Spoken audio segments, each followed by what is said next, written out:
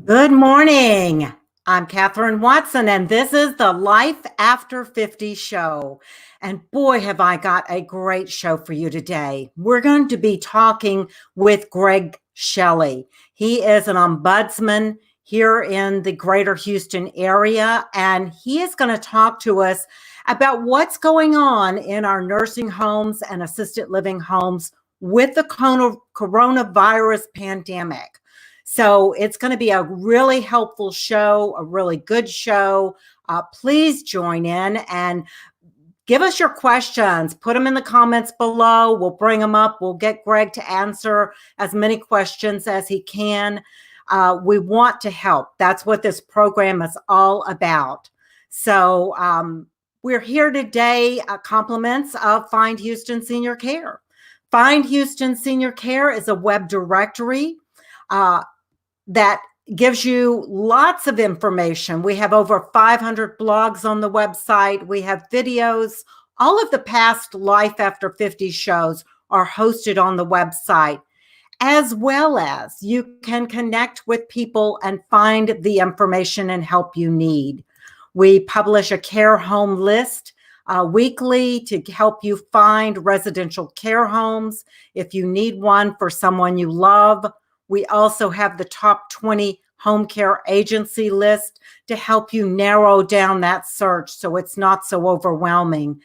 And then last but not least, we have the top 20 professional list. So enough about that. I'm here to bring in Greg, and I'm going to bring him up to the screen now. We're going to talk to Greg. And Greg, thank you so much for being on the show today. Greg, as I said before, is one of our ombudsmen with the and we've put up on the screen the ombudsman program Harris County link and phone number. But in the comments below, we will also add another link for other counties. So if you're not in Harris County, don't worry. We've got the information for you. It was just kind of a long link, wasn't it, Greg? Oh, yeah. Quite a bit of information. So we're going to put it there so you can go there. Greg, tell us a little bit about yourself and what exactly is an ombudsman? Thanks, Catherine. So good to be with you this morning, and good to see you actually from a distance.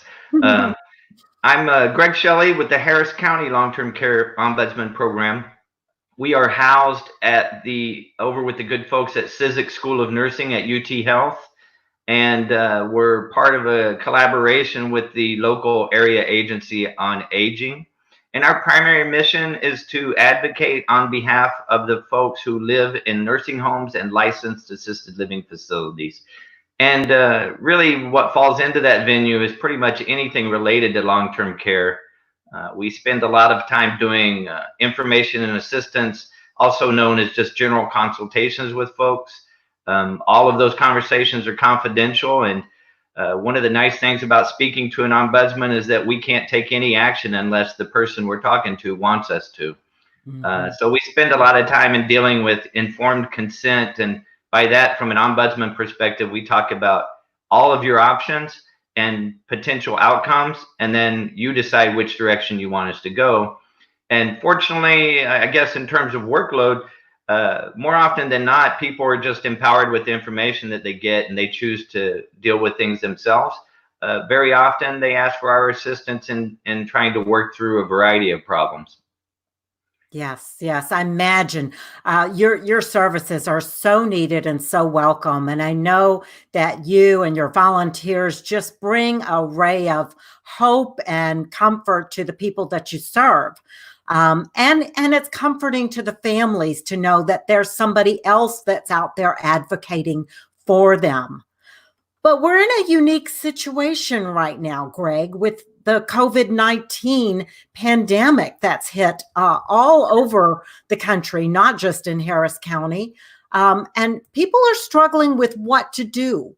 The families can't visit their loved ones in the facilities. We're seeing pictures of them waving their hands outside windows and driving by and doing FaceTime and all of these things. But they used to be able to count on you to go and visit when they could. And now you're not able to go into the facilities either.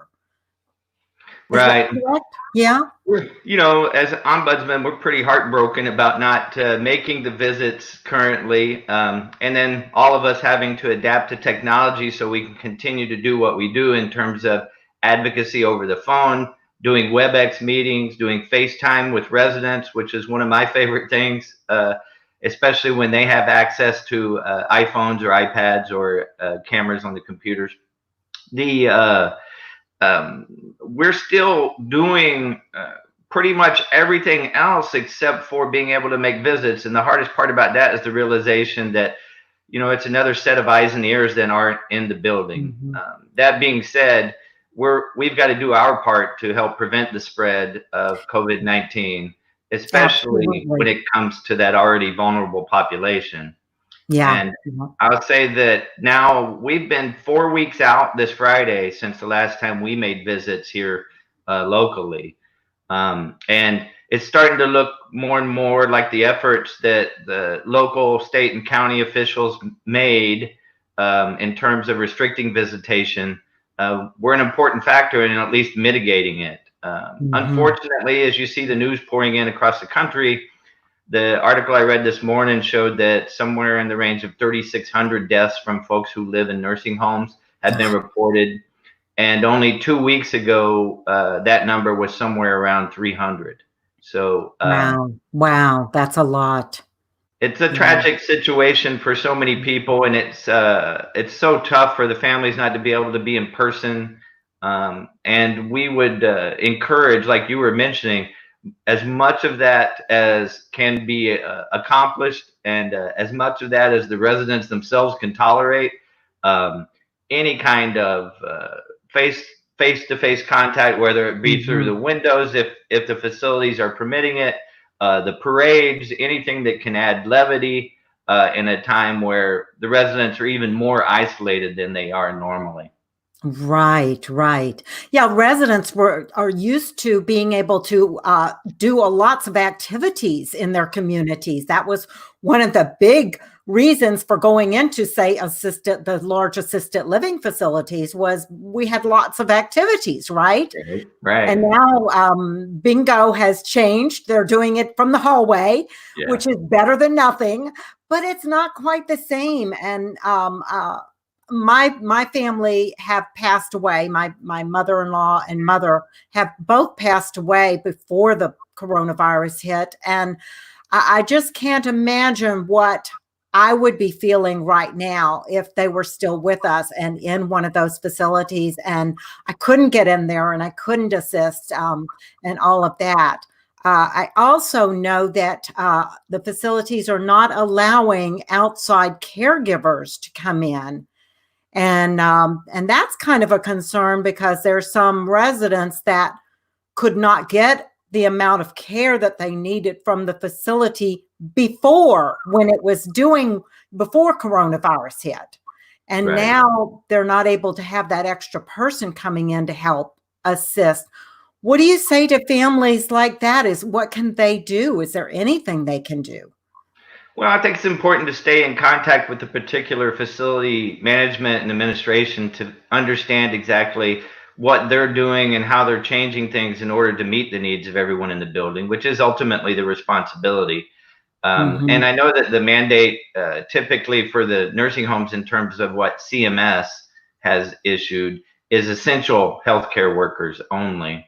And so in some cases, there are hospice caregivers still going in. And of course, in what they call compassionate visits or end of life type visits are still being permitted on case by the different facilities, fortunately.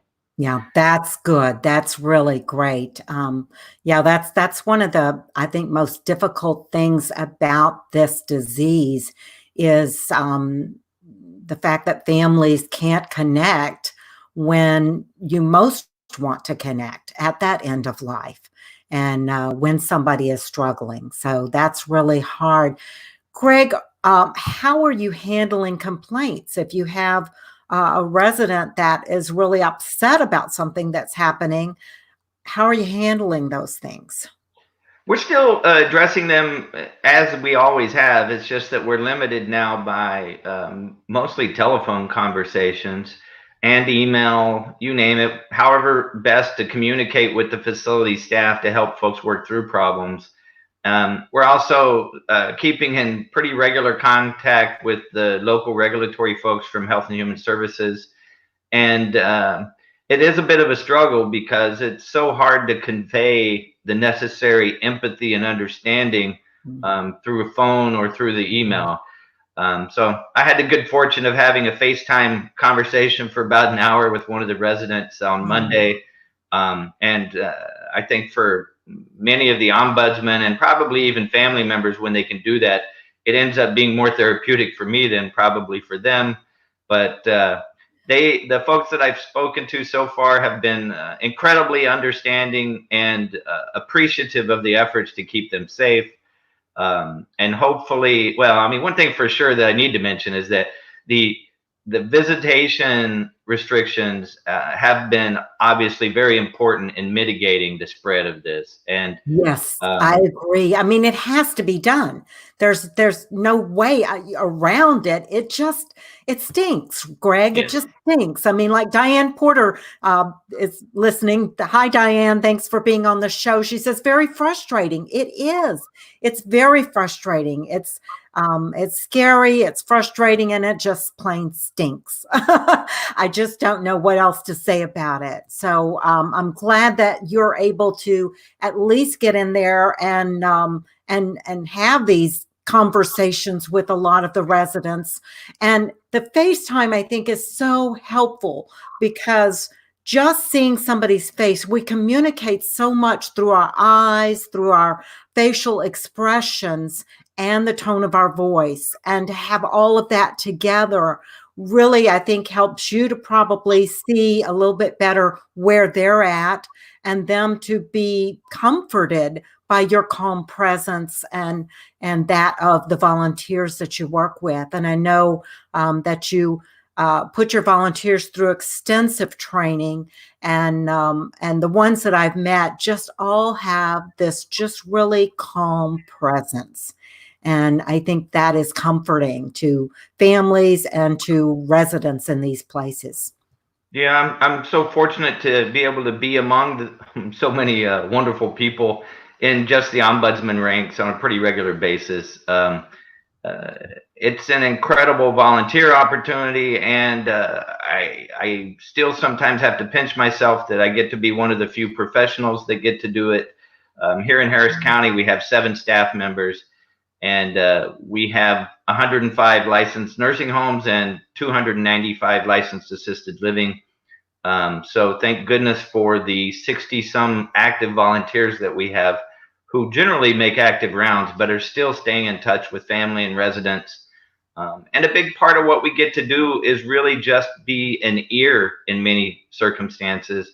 Mm-hmm. And lately, that's been the shift. The number one type of complaint that we're dealing with right now are concerns over the restricted visitation. Mm-hmm. And the different issues with that really need to be discussed with each and every facility. And we encourage folks to have those conversations with them to understand what they're doing and, more importantly, why they're doing it. Mm-hmm. And anything that can really be done to, help mitigate the possibility that COVID-19 gets into any of the buildings is helpful. But, I'll transition there a little bit to point to one of the problems and one of the questions I think you have coming up there about healthcare providers are still coming into and leaving the buildings. I was getting ready to bring that up. Yes. And of course, that means there's a chance that they could, in fact, bring it into the building. And buildings are doing screening techniques, including checking temperatures. But as we've learned collectively, I believe that there is asymptomatic spread of COVID-19. Mm-hmm. So folks could have it and be able to spread it, and the screening itself would not stop it. That creates a problem that more testing, perhaps, knowing whether or not folks actually have it or have had it might be helpful. And then, of course, CMS and Texas Health and Human Services have issued new directives on care for individuals when there is someone in the facility that has a positive test result. We see a lot of newsworthy buzz, I guess, talking about whether or not CMS is going to require facilities to report positive cases to families and residents. Texas Health and Human Services here in our state has already made that a requirement, that they do have to at least notify families and residents if there is a positive test result among staff or residents there. It's the problem with all of that, of course, is everybody's got to be really responsible with the information so that we don't cause panic. And the biggest part of the panic side is if individual facilities aren't being honest with their staff, and their staff get very concerned about whether or not they're being told the truth, it leads to problems like we've already seen in some other states where majority or all of staff don't show up, and that's a terrifying prospect. That is heartbreaking. That is just heartbreaking. Yeah, I saw that. I saw one in California that happened. That was just, I can't even imagine. I can't even imagine that. And really heartbreaking. Is a requirement in Texas that they have to tell the family member if their family member has it? Well, the only verbiage I've seen on that is that they're expected to, one, report it to local health authorities and Health and Human Services, and secondly, to notify the families and the residents and the staff in the building as soon as practicable. And as far as being able to have a collective database of everybody who's got a positive case, that's not in the works right now. I'm aware of a number of facilities that have at least one reported case, but sometimes the way I know that is from families themselves and no other way, and that's confidential. Other facilities are demonstrating best practices. Some of the ones that reported recent cases actually created a website that's public facing to talk about the number of cases and the status of things. And I think that's really helpful. And, as an advocate, I certainly push for as much transparency as can be afforded, as long as you're keeping privacy in mind as well. Right. We don't have to share their names with everybody, but we need to know what's really going on. I think that's so important. And I just saw Connie in here. Let's see what Connie has to say. She says it's really good to know the ombudsman are still there to assist. Yes, it is good, Connie. Their work is so needed right now. And she says they have a volunteer training coming up. You want to tell us about that, Greg? Yeah, full disclosure, Connie was a very long-term volunteer with us before her professional life got really busy again. But she's amazing. Great advocate in general and tireless. I just watching all she does and getting the word out and public health education makes me tired watching her from afar. She's got bounds of energy. She does. She did point out that we've had a new volunteer training scheduled for Thursday, April 23rd for since last year. Those are generally in-person classroom trainings, but under the current circumstance, we're going to do our first ever WebEx. So if someone's interested in getting started with the training, and we all have our fingers crossed that we'll be able to get back to regular visits sometime in the near future. And we'll just have a head start on getting a next generation, next class of folks trained as certified ombudsman here. You can call the number there, 713-500-9931, and just let them know that you're interested in volunteering, and we'll do our best to get you into that class. Unfortunately, it means you're going to have to be able to access WebEx either through a computer or through the cell phone app, and those are free, but even those of us who had some knowledge with them before, still learning on this curve, getting used to it. Yeah, I think there's a lot of people in that learning phase, Greg, and that's great. So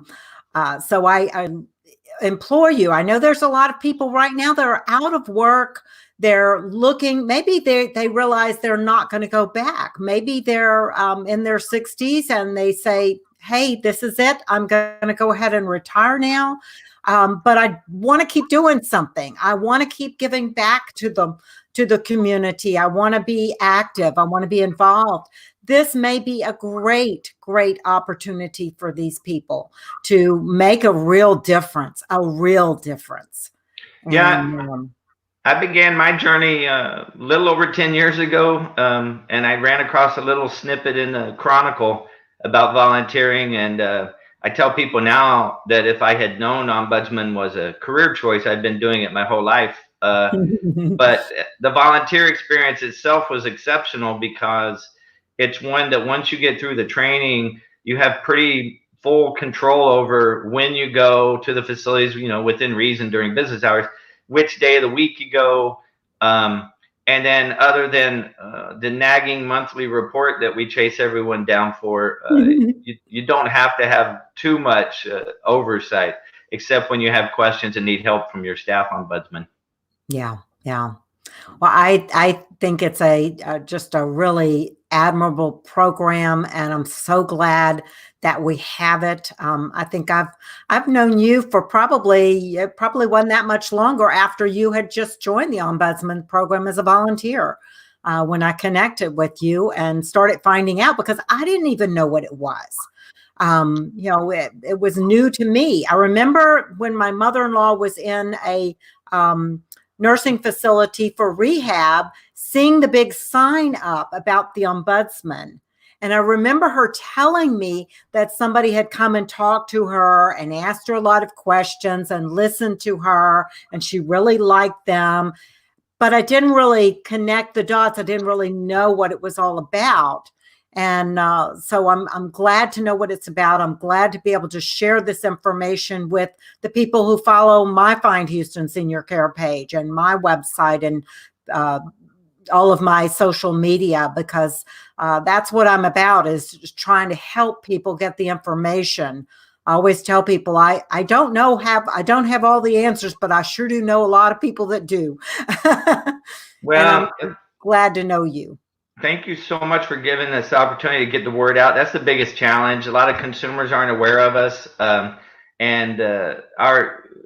like to say, well, we're already paid for somewhere down the line, because most of our funding comes from the Older Americans Act, and some of it's coming from the state legislature here in Texas so that we can cover more assisted living.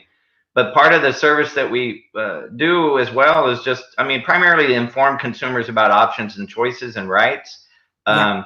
And so sometimes the best time for folks to call is before they've even had a need for long-term care, because that's something that's unique to us, is that we visit every one of the facilities under normal circumstances and are very familiar with them, and try to help people make a good fit for them in terms of understanding what's available according to income and insurance, all the good stuff. I'm going to put up Sherry K is in the audience. Hi, Sherry. Thanks for showing up. She says, do you think the facilities with the COVID-19 cases, other than those in the newspaper, will be disclosed? It's a great question. Be pure speculation for me.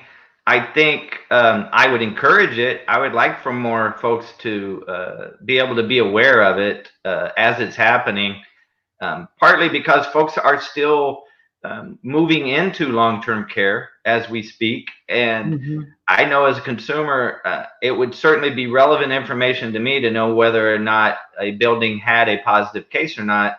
Not that that means I wouldn't necessarily want to go there, but I would certainly want to have conversations with the management about what they're doing to mitigate it and contain it. Yeah. I would imagine if they have somebody with an active case, are they still allowed to take any applicants, any new residents? Well, it depends on the setup that they have. Some of the buildings are, structurally able to better quarantine a single wing versus the others, but that's all going to be pretty individual. and hopefully, other than the few reported in the news most recently, there's one in Texas City with a major outbreak, and that's Right. in Galveston County. And Mm-hmm. then the biggest one that's been reported in the news here locally was LaPorte, and they were Mm-hmm. showing something in the range of 34 cases. Right. Those are major outbreaks, and most of the others that I've heard of so far have been single cases, Mm-hmm. and so hopefully, and fingers crossed, that many of these facilities are able to contain it, and at very least uh, mitigate the spread of it within their building once they find out that there's a positive case. Yeah. What about the residential care homes, the small Yeah. assisted living homes? Talk a little bit about that, Greg. That's something that a lot of the consumers don't realize as an option. That you'll have some of these residential care homes that are just like in any other neighborhood, and they'll have as few as 4 residents living there. Mm-hmm. And so very often the staff to resident ratio is pretty desirable. Mm-hmm. But they're an amazing spectrum of cost.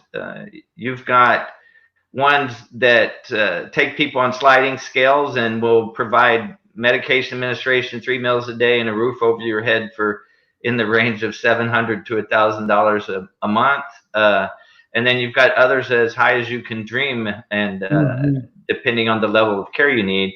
But a lot of people overlook those when they're looking for memory care, Mm-hmm.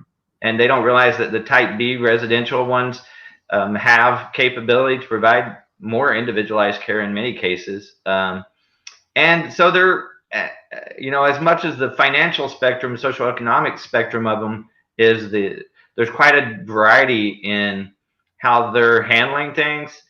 Mm-hmm. But I'd say one of the more encouraging aspects is so far the reported cases in assisted living have been significantly lower than that in the nursing home environment. And a Mm-hmm. lot of that has to do with the structure Mm-hmm. of the buildings themselves.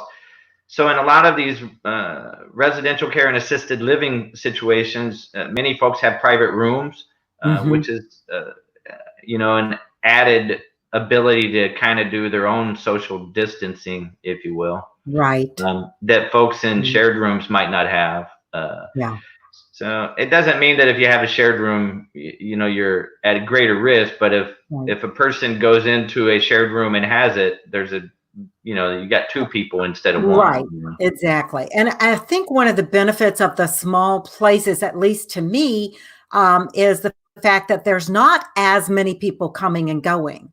You have a smaller number of care staff and staff altogether that are coming in and going from that facility on a day-to-day basis than a large facility that maybe takes care of 40 or 50 people. They're going to have a much bigger staff and a much more people coming and going in the facility. Yeah, that's a plus in some of these cases. Some of these facilities, folks don't see many visitors at all. So I guess in the current world that we're living in, that's an added opportunity to at least mitigate, if not completely contain. Yeah, yeah. Well, Greg, I can't think of anything else. Is there anything else you want to tell people before we go? I just encourage folks, if they have any questions that are related to long-term care, keep in mind that all of our conversations are confidential, and we cannot take any action unless the individuals want us to. We get anonymous concerns all the time, and even with an anonymous concern, we give them options for how to resolve the issue and let them guide the way. If ultimately they decide they don't want us to take any action, then we're bound not to take any action or share it with folks. So Mhm. for me, that's one of the greatest pleasures of being ombudsman, because I really enjoy getting to share the journey. And sometimes people are thanking us for being able to listen to the situation and walk them through some options and show them loads of empathy, whether it's Mhm. facility staff, residents, or family, and help work through things together. And People just want to folks will be say heard. thanks a lot for that, and Mhm. sometimes I feel like I haven't done anything. And truthfully, some other times there's times when it's such tough situation that it can wear on you emotionally and physically as well. Yeah. But happy to share it. Yeah. Yeah. Well, we all want to be heard. Everybody wants to be heard and feel like somebody is listening to them, whether you can solve what they think needs to be solved or not. Just knowing that somebody actually heard them and paid attention speaks volumes sometimes. Yeah, and then conflict mitigation, it's a very important rule right there, Catherine, that if folks will take the time to explain why and show that respect, very often the conflict is muted. But unfortunately, too many of us throw up roadblocks to information, and it just tends to escalate things from there. Right, right. Well, Greg, again, thank you so much for being on the Life After 50 show. We really appreciate having you here. Again, everybody, that number is 713-500-9931. And the link is on the top of the page. We may drop some other links in the comments below that will be helpful to you, so watch that area. If you are watching this on YouTube, I will be putting that information in later today for you as well. And if you're listening later on the podcast, I'm going to turn this into a podcast also, Greg, for those people who just like to listen.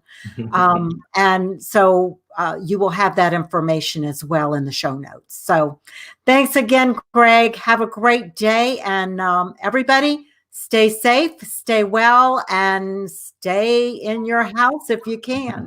If you're not essential, stay put. Thank you so much. Thank you. Thank you.